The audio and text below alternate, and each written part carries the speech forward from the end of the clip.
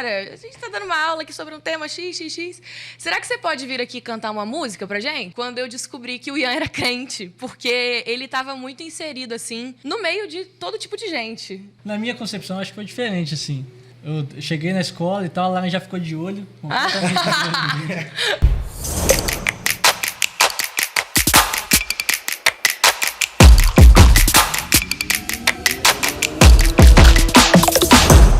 A gente se conheceu em 2019, na escola, e o Ian me viu cantando e se apaixonou por mim primeiro. Eu sempre...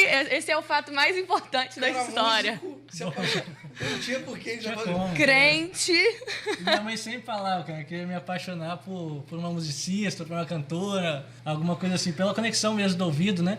De sempre estar com os ouvidos atentos, né? E ela sempre falava isso, acertou, né? Minha mãe acertou. Foi. Eu tava cantando numa aula de português, ele era de uma turma acima da minha. Aí o professor dele, que tava dando aula pra ele, me chamou na sala e falou assim: Lara, a gente tá dando uma aula aqui sobre um tema XXX.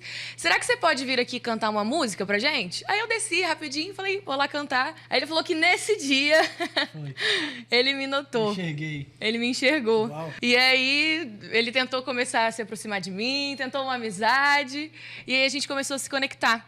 E eu lembro que eu fiquei muito assustada quando eu descobri que o Ian era crente, porque ele estava muito inserido, assim, no meio de todo tipo de gente. Das pessoas mais engraçadas, as mais sérias. Ele conseguia, tipo assim, adentrar e se conectar com as pessoas mais diferentes, assim. Então, quando contaram que ele era crente, eu assustei, porque eu não era convertida na época. Então, aquilo pra mim foi um choque, ver ele, assim, tão solto, tão amado por todo mundo. E isso me fez me apaixonar por ele na época. Uhum. Na minha concepção, acho que foi diferente, assim. Eu cheguei na escola e tal, lá já ficou de olho. Foi. Na sua versão? Na minha versão foi assim, eu já percebi que ela tava de olho já, então não tava reparando.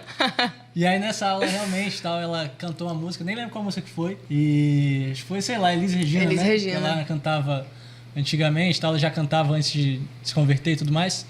E aí eu escutei assim, me veio no ouvido assim, eu falei, cara, eu tava meio dormindo, assim, meio sonolento na aula, assim, eu era todo meio assim. Aí eu levantei a cabeça assim e falei, caramba, essa menina canta muito. Aí eu falei, cara, tem que arrumar alguma coisa com essa menina aí, casar com ela. Ela nem imaginava e tal. Aí eu comecei a me aproximar, comecei a fazer questão de estar perto e tudo mais, né? E aí depois Deus foi promovendo assim momentos. Aí a gente começou a namorar, na verdade a gente começou a conversar primeiro e tudo mais, teve todo aquele processo. E aí eu tive uma experiência com Deus, onde eu realmente pedi para Deus para namorar com a Lara. Eu falei, Deus, me permite acontecer isso aí e tal. E levei ela a ter uma experiência muito forte com Jesus e tal, graças a Deus. Puxa, e ela se converteu e tudo mais. E foi caminhando, hoje casados, pra glória de Deus. Então, antes da gente entrar nessa parte de trabalho, ministério, essas coisas, me fala um pouquinho do casamento, porque vocês falaram 2 anos, né? E eu estava lá no casamento. É verdade. Tava. Por sinal, muito especial. Mas vamos lá. Vocês são muito jovens. Porque tem muitos jovens que querem ouvir o testemunho de vocês, porque às vezes pensam, pô, você casar novo, tem que fazer tantas coisas antes de casar. Né? Eu tenho a minha concepção, mas eu quero ouvir a de vocês. Fala pra gente, pra quem tá ouvindo, um pouquinho sobre essa vida de casado tão jovem. Contei você. Olha, é muito bom. É muito bom. É saber que a gente está no projeto de Deus, assim. Estamos fazendo o que é realmente da vontade de Deus. A gente sabe que a gente está no centro da vontade de Deus. Quando realmente... Desde que a gente teve a ideia de casar, né? Na verdade, a gente sempre já teve o projeto de casar. Desde quando a gente começou a namorar. Desde, na verdade, quando a gente começou a conversar, né? A gente já pensava em casamento, por incrível que pareça.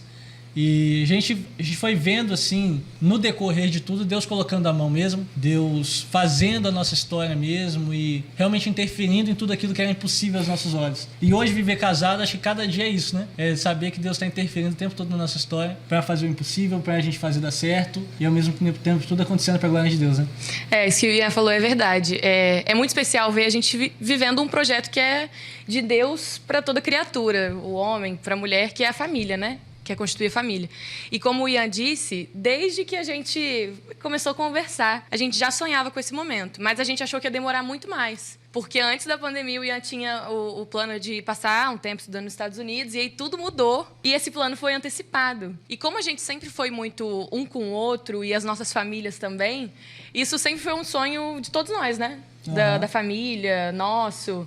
E é muito bom ser casado jovem. A gente tem influenciado muitos casais jovens ao redor.